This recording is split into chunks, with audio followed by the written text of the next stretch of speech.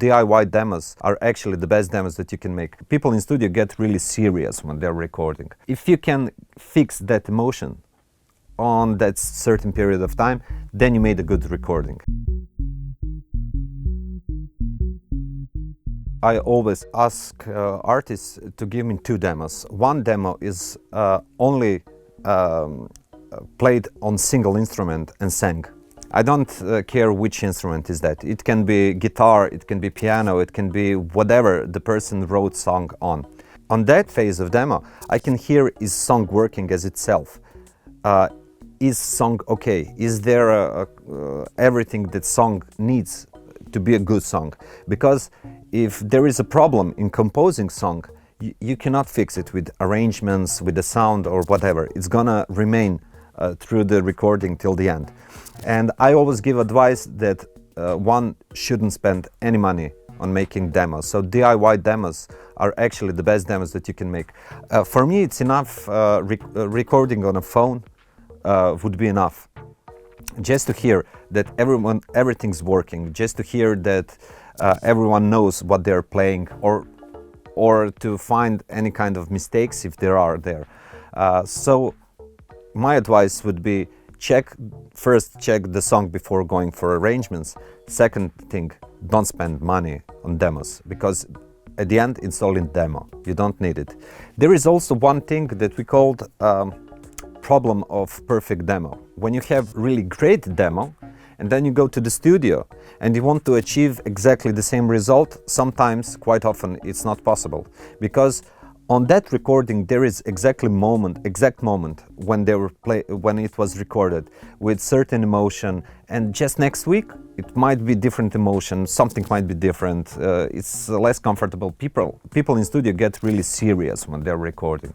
On rehearsal places and when they're recording demo, they're more relaxed.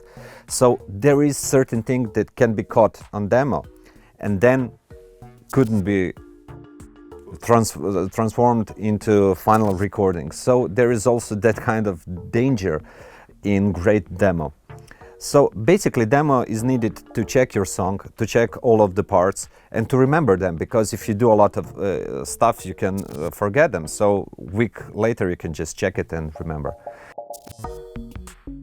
A sound producer today should know all the technical possibilities that we have, but beside technical possibilities there are also musical possibilities and musical techniques. And beside all technological things, the role of sound producer is, at the end of the day, aesthetically. So sound producer is the one who builds the aesthetics of the recording and gets that sound that will or might not work for audience. So at the end you get you get producer not because of his technical knowledges, but because of things that actually, what I told before, cannot be taught in any kind of institution. That's the thing that certain person has or doesn't have. Yes, it's really important to have producer, or if you have abilities to be a producer yourself, then go for it.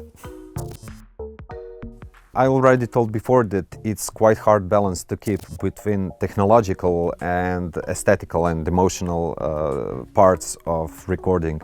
That's why I always have sound engineer, so his responsibility is to keep everything technically, let's call it, correct, and my responsibility is to make it, let's call it, beautiful, right? So of course it's not that straight line and border, everything's blurred. Engineer also listens, is the sound beautiful or is it not, and sometimes I can hear that there are some technical mistakes or whatever, but studio is just a place where you can fix the moment. And eventually what we do is giving people emotions through the music. If you can fix that emotion on that certain period of time, then you made a good recording. If you did perfect recording without any kind of emotions, which doesn't wake any emotion in audience, then you have, I don't know, you just have technically perfect recording, but it won't work. It's hard to tell anyone that there is optimal algorithm for recording.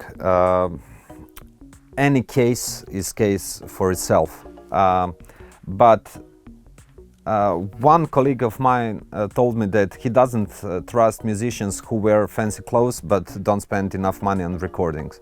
So there is true in that, because it's connected to what we were talking before. Either you're a musician, either you're not.